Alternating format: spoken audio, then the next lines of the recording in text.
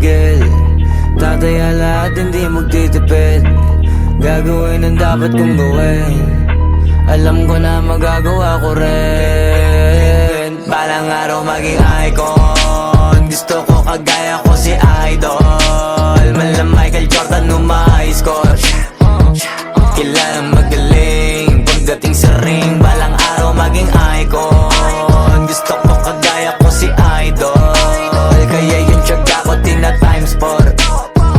Rat-rat lagi parang rifle.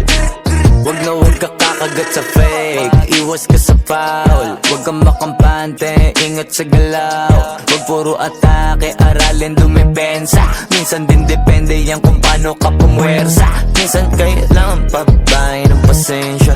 Isa yan sa mga pangunahing diferensya. Pag natambakan ka na doon ka mag-apit. Pero pag nakalaman ka na nakakampante, sana kuha mo yung punto. Mula simula hanggang sa dulo, dapat isagad mo yung laro mo. Dapat lagi nakatuto kada minuto. Balang araw maging icon. Gusto ko kagaya ko si Idol. Mala Michael Jordan high score. Kilalang magaling pagdating sa ring. Balang araw maging icon. Gusto ko kagaya ko si Idol. Kaya yung tiyaga ko tina-times 4. Rat-rat lagi parang rifle.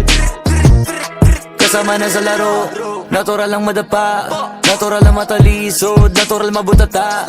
Di ka dapat atitina, di ka dapat mauga, di ka dapat ang ihina, di nila pwede makita. Kung matalo manalo, hanapin kung saan ka mali, para malaman mo rin kung saan mo kailangan magbawi.